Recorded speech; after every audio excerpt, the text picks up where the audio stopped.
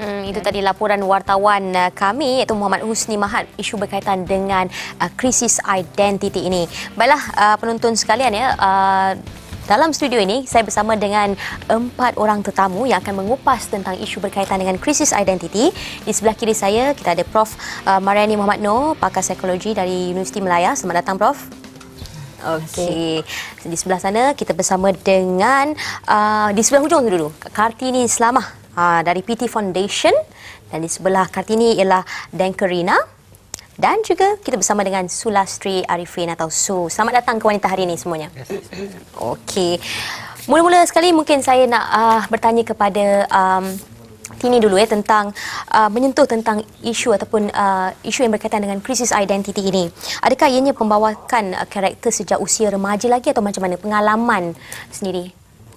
Sebelum kita membicarakan tentang isu ini, I mean like kita mesti jelas dengan apa yang kita nak bicarakan tentang especially identity. Okay. You know, banyak orang bercerita confused sekarang ni, tidak berapa mengenali isu makna itu sebenar. Ya. Dan bila berkatakan identity crisis, persoalannya saya ingin bertanya, apa yang dimaksudkan krisis? Bagi saya sebagai seorang maknya, itu bukan krisis. Itu hanya pemahaman masyarakat mengatakan maknanya itu krisis. Actually it's not a crisis, you know. So pengalaman Tini, I mean kalau nak secara peribadi, Tini mengenali diri Tini berbeza daripada yang lain semasa Tini berumur 8 tahun. Okey. Ya. So semasa tu, I mean kalau katakan sekarang umur Tini dah menjangkau 40-an, ya, di zaman remaja Tini, bila kita bercerita tentang identiti, ya, diri Tini sendiri pun tidak memahami, ya, yang Tini berlainan masa kecil. So it's very difficult to understand, memahami because masa tu kita tidak dididik untuk memahami yang dikatakan kita ni berlainan daripada yang lain di dalam keluarga. Ya, so amat susah, dan bagi Tini ada satu trauma di mana Tini terpaksa mengharungi dikatakan berlainan watak dalam family, walaupun di lahiriahnya kita dilahirkan sebagai anak lelaki, tapi dalam diri Tini itu berlainan. Okay. So bukannya mudah. Okey, bagaimana pula dengan pendapat Prof sendiri tentang apakah yang dikatakan sebagai krisis identiti ini? Punca-punca komen Prof sendiri. Saya tertarik dengan apa yang Tini bincangkan tadi, ya. Krisis. Sebenarnya krisis ini dilihat oleh orang luar, ya. Tapi sebenarnya krisis itu berlaku ketika zaman kecil lagi. Cuma sekarang ini, kalau kita lihat siapa mereka sekarang ini, kerana mereka memahami diri mereka yang sebenar. Kerana lazimnya kalau krisis ini melibatkan dua perkara yang berbeza. Dan kita lihat di sini aspek isu yang kita bincang hari ini ialah siapa dia? Dia adalah seorang lelaki. Personalitinya dan sebagainya sepatutnya sebagai seorang lelaki.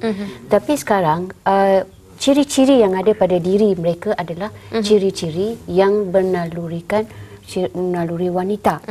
Sifat keperempuanan kecenderungannya. Banyak kecenderungan itu ada. Dan kalau kita tengok fakta genetik, fakta biologi sendiri, ya, kalau lelaki kita ada hormon XY, dan kalau perempuan kita ada XX. Dan kecelaruan ini disebabkan oleh faktor-faktor berikut yang mungkin pakar perubatan boleh menjelaskannya dengan lebih baik lagi. Cuma di sini pada saya adalah krisis itu tetap krisis terutama sewaktu mereka kecil lagi. Kerana pembentukan personality seseorang individu itu, ya, berdasarkan juga kepada pengalaman, berdasarkan pada interaksi dengan persekitaran. Dan persekitaran ini disebut tadi, saya suka sebut dengan Tini menyebut dia agak berlainan dalam keluarga. Dan dia tidak memahami kadang-kadang. Jadi di sini perlu beberapa panduan bimbingan yang patut diberikan oleh kaum keluarga dan juga mungkin kawan-kawan. Jadi kalau kita lihat di sini, krisis itu bergantung kepada bagaimana dia menerima diri sendiri dan bagaimana persepsi orang lain terhadap diri dia. Okey, Danker sendiri, bagaimana agaknya kalau tadi Tini ada jelaskan tentang beliau mendapat tahu seawal usia 8 tahun dah tahu dah macam mana dia mengalami kesukaran atau krisis di situ. Bagaimana pula dengan Danker sendiri? Pengalaman lalu. Bagi Danker, dia kata dari kecil naluri itu sifat keperempuanan tu memang sudah ada di dalam jiwa Denka. Adakah disebabkan family ataupun keluarga Denka seorang saja? Dalam keluarga Denka seorang saja yang dilahirkan macam ni. Dan dalam masa yang sama Denka ikut naluri Denka daripada kecil. Daripada kecil lah kita dah main pondok-pondok dengan budak perempuan. So bila dah macam time sekolah, cikgu suruh kita pergi jasmani, pergi main bola, kita tak mau. Kita nak main bola jaring. Wow. Kita main bola jaring. So bila dah sampai ke besar, bila sekolah tu maksudnya kita simpan naluri kita. Boleh saya. Okey. Silakan. Adakah semasa Denka bermain itu diberi teguran oleh ibu bapa ataupun menggalakkan lagi dan sebagainya? No, Denka rasa ibu bapa Denka yang melahirkan Denka, dia tahu siapa anak dia. Walau macam mana dia tegah sekalipun, maksudnya dah jiwa tu berada di dalam diri kita. Kalau kau pukul sekalipun, kalau engkau kurung sekalipun, tetap akan bermain. Pada waktu itu pernah tak Denka sendiri meluahkan perasaan kepada kaum keluarga ataupun rakan-rakan bila terdekat? Bila sudah besar, bila Denka dah bekerja, and then Denka rasa macam dorongan, Denka tak salahkan kawan-kawan, Denka tak salahkan keluarga. Maksudnya Denka ikut naluri Denka. Tapi maksudnya bila dah start kerja, maksudnya kita dah ada duit sendiri, dan kita dah boleh dah untuk beli pakaian apa semua. So dalam masa yang sama, dalam masa itu dulu Denka pernah untuk berubah lah. Berubah dua kali Denka cuba diri Denka untuk berubah, tinggal dengan kawan lelaki, potong rambut pendek semua, tapi tak sampai setahun jiwa Denka memerontak.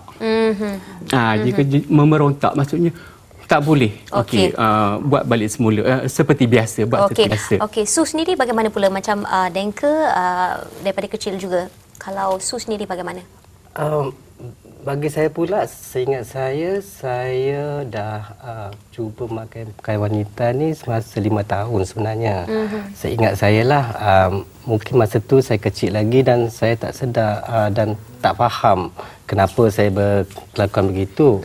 Tetapi apa yang saya tahu sekarang dan sedari bahawa apa yang saya buat masa itu adalah sesuatu benda yang normal bagi seorang kanak-kanak yang tahu, yang saya tak sedar bahawa diri dia berlainan daripada kanak-kanak yang lain.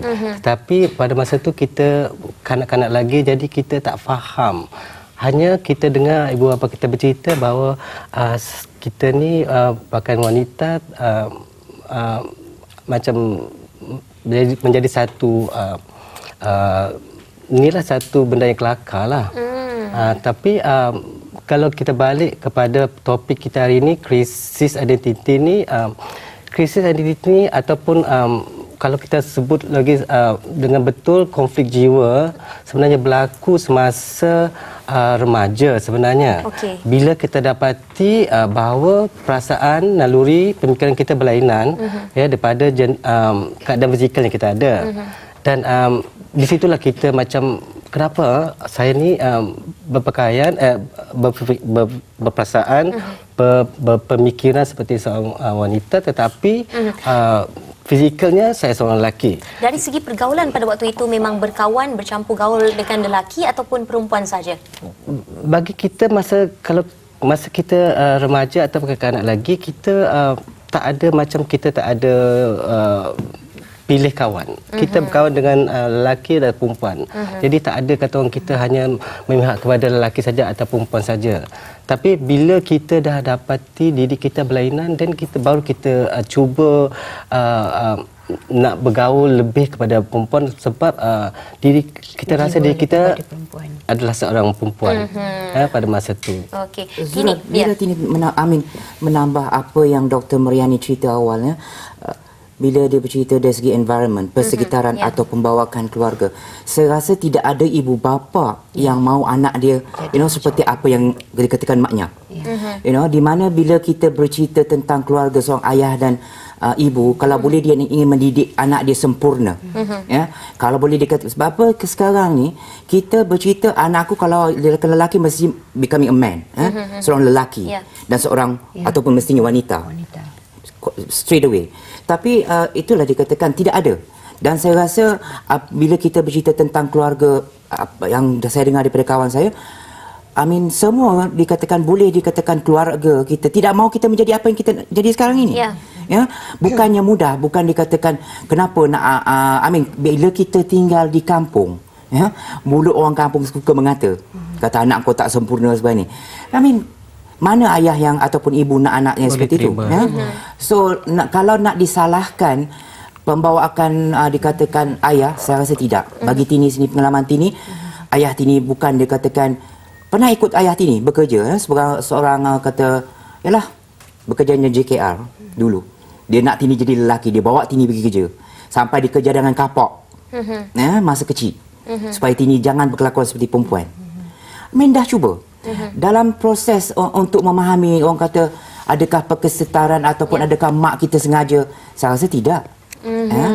Dan apa pengalaman Tini juga dari segi Tini pernah membuat kajian research dengan salah seorang profesor di Malaysia berkaitan maknya.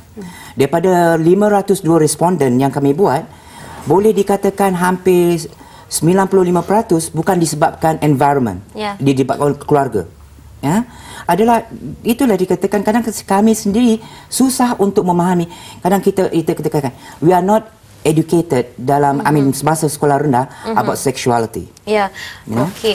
Apa yang saya lihat di sini, apa yang Tini katakan, nalurinya memberontak walaupun ayah, keluarga support untuk menjadi seorang lelaki tulen sejati. Tapi komen Prof sendiri tentang naluri yang memberontak ni, jiwa remaja ni, bagaimana agaknya Prof melihat pada waktu itu tahun 70-an, mungkin tahun 60-an, tetapi pada era sekarang ini mungkin nak komen sedikit. Berbalik pada soalan yang dan perkara yang dibincangkan oleh Tini tadi, persekitaran pembawaan is one of the many factors yang menyebabkan seseorang itu mempunyai identiti yang sebegini. Dan memang benar disebut tidak ada ibu, tidak ada bapa yang akan mahukan anak sebegini.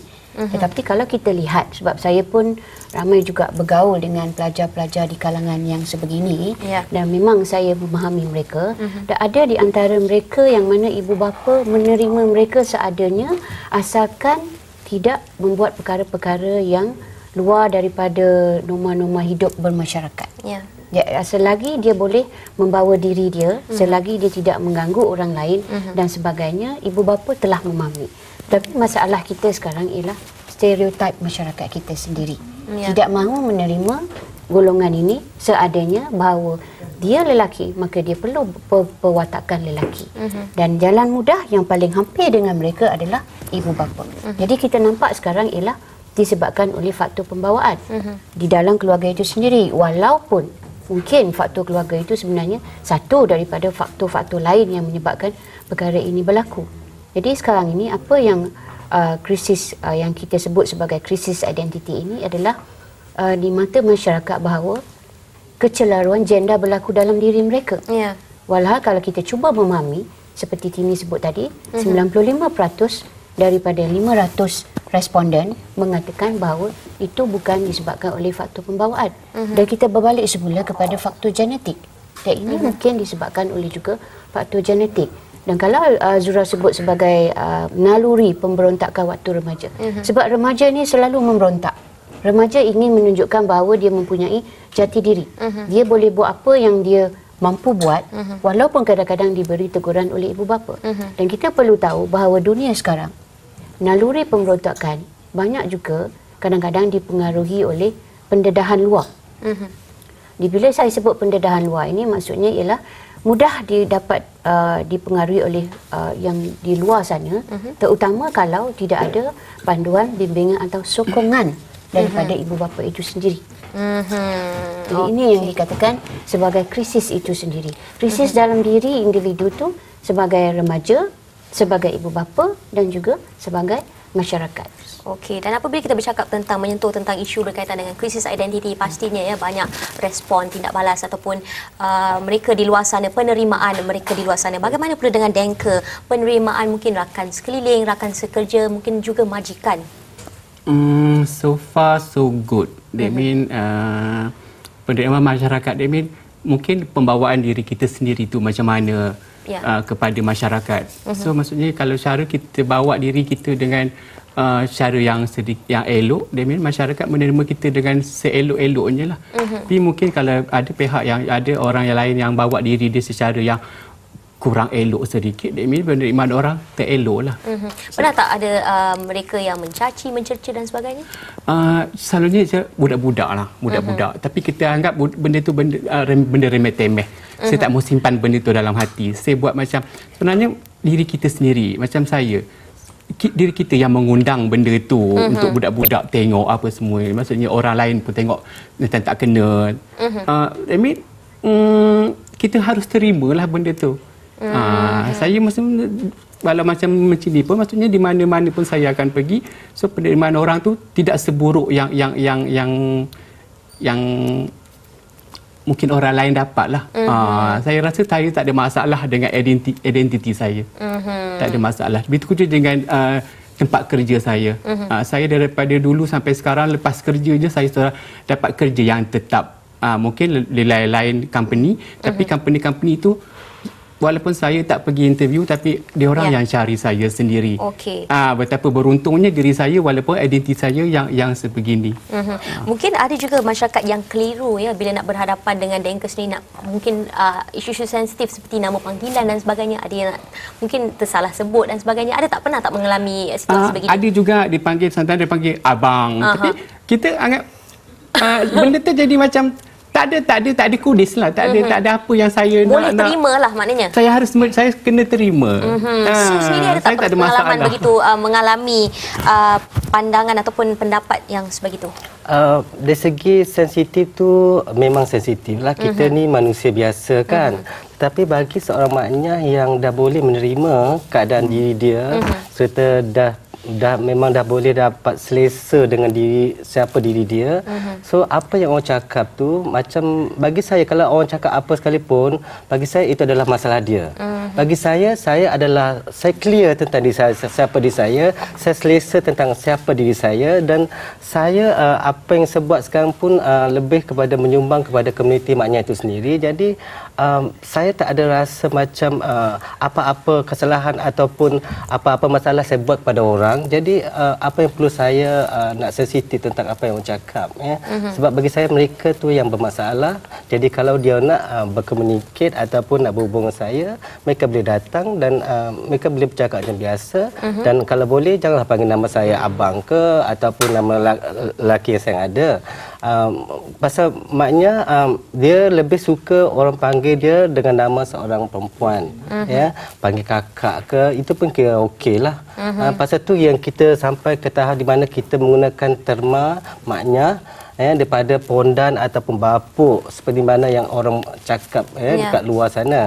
Sebab perkataan-perkataan tu memang dalam dictionary pun ada, tetapi cara orang memanggil tu ataupun menyampaikan perkataan tu kadang-kadang menyinggung perasaan seorang maknya tu sendiri. Jadi kita gunakan terma maknya supaya kita sendiri pun rasa suka dan kita pun tak rasa macam tersinggung dengan perkataan tu. Dan bagi saya semua maknya menerima maknya sebagai nama panggilan untuk mereka. Okey, Tini sendiri sebagai orang kuat PT Foundation, mungkin boleh ceritakan sedikit tentang pengalaman, ada tak anak-anak muda remaja ini datang berjumpa apabila mereka mengalami situasi yang serupa dengan Tini? Okey, biar Tini kata, bila sebelum tu Tini jawab soalan tu, Tini nak cerita dari segi penerimaan. Saya sokong kawan saya Denka dan Su. Saya rasa itu pembawakan seseorang. Bila, if you want to be respected, kita kena menghormati diri kita sendiri dulu. Dan kita perlu ialah menjaga tingkah laku bila kita bergaul dalam di tempat yang orang kata sepatutnya kita tak bolehlah nak berkelakuan yang tak senonoh di tempat yang tak sesuai. Dan saya rasa penerimaan masyarakat, syukur alhamdulillah.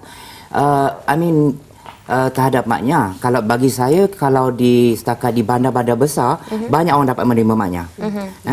Tapi kalau di kampung tu sikit, masih lagi lah bercerita tentang maknya ni. Dan saya rasa secara pribadi bagi saya tentang penerimaan, for me bagi saya ialah jangan orang katakan disebabkan siapa diri kita. Do not allow your sexuality ataupun untuk menghalang kita daripada bergaul, daripada mendapat pekerjaan ataupun sebagainya ataupun bergaul dengan masyarakat. Because kalau kita asyik fikir apa orang yang fikir tentang kita, kita takkan pergi ke mana. Yes. Ya? So itu prinsip saya. For me, sexuality doesn't stop me from achieving what I want to achieve until today. Dan kalau dikatakan tentang sekarang remaja adakah menipu? Ada. Tini ada dikatakan membuat counselling kepada remaja-remaja. For me, Tini tidak memberitahu mereka yang you sepatutnya jadi jimatnya. Ya, mereka diberi peluang. You see, kadang-kadang saya cerita dulu the pro and cons. Kehidupan sebagai seorang maknya bukannya mudah. Kalau nak dikira bila kami dikutuk, berbagai-bagai panggil abang lah, panggil atau Kak Long lah, bermacam-macam istilah dipanggil. Ya. So kadang-kadang dikatakan saya beritahu mereka senario, kalau you menjadi maknya, you akan menempuh ini. Dan kalau you tak nak ni. So kita bagi dan dia berfikir masak-masak. Because bila dia dah jadi macam tu, kadang-kadang nak berpatah balik tu amat susah. Ya? Dan bukannya mudah. Dan kadang-kadang dalam kita memahami isu dikatakan kesesuaian itu, sebab sekarang di Malaysia ini banyak kita kurang memahami bila kita bercerita tentang gender dan sexuality. Ya? So kita banyak bercerita okey, hanya lelaki dan wanita, kita tak bercerita gender lain. Ya, kurang pemahaman. Ya, dan lagi satu. Bila kita bercerita tentang lelaki lembut ataupun maknya, kita tidak boleh mengatakan setiap lelaki lembut itu semuanya maknya. Ada juga lelaki yang bersikap lembut, dia katakan jadi wanita. Jadi kita mesti sekarang ni dalam kita memahami isu krisis identiti ataupun sebagainya, kita harus menerangkan sepenuhnya tentang isu maknya ni secara lebih meluas. Meluas lagi. Okey, komen sedikit daripada Prof sendiri, kata-kata terakhir mungkin pesanan kepada mereka di luar sana, apakah peranan ibu bapa apabila mereka melihat kecenderungan anak-anak mereka ni mengalami krisis identiti? Sedikit. Baik, kalau kita lihat yang trend terkini, masyarakat sudah boleh menerima lelaki lembut. Ya, ada yang boleh menerima dan ada yang tidak boleh menerima. Saya berbalik kepada kata-kata tidak ada ibu bapa yang mahu anaknya sebegini, dilahirkan lelaki tetapi berperanan seorang wanita. Jadi kalau sekiranya ini berlaku pada mana-mana ibu bapa, maka kalau dia mahu yang betulnya fitrah yang sebenarnya, maka dia harus beri bimbingan, panduan dan galakan. Seperti yang sebut oleh Tini tadi, kadang-kadang kalau anak itu sendiri dah ada naluri itu, dipaksa macam mana pun dia akan berbalik pada naluri itu, maka dibimbing dia ke jalan yang sepatutnya supaya dia tidak menjadi, orang kata, menjadi salah satu daripada keliru masalah lain yang akan timbul yang membabitkan gejala negatif sosial yang lain. Jadi bimbingan, panduan dan pengawasan adalah perlu. Lihat diri siapa anak itu sendiri, jati diri mereka sendiri dan fahami sikap jiwa anak itu. Ke mana dia mahu pergi, sama ada dia mahu jalan yang sebenarnya atau kalau yang orang lain kata itu bukan jalan yang sebenarnya, maka patut dibimbing ke arah yang lebih positif. Okey, bimbingan, panduan dan juga pengawasan itu yang sempat saya kutip daripada pengalaman Prof sendiri, dan juga terima kasih diucapkan kepada kesemua tetamu jemputan kita di studio pada hari ini kerana berkongsi tentang rahsia mereka, dan ialah kita harapkan penonton-penonton sekalian mendapat sedikit sebanyak panduan, pengajaran dan iktibar yang boleh anda berkongsi bersama kami dengan topik yang baru saja kita bincangkan tentang krisis identiti. Baiklah, jangan ke mana-mana, kembali lagi seketika nanti kita akan bersama dengan sesuatu yang berkaitan dengan perniagaan pula. Apa kata kita kembali seketika nanti.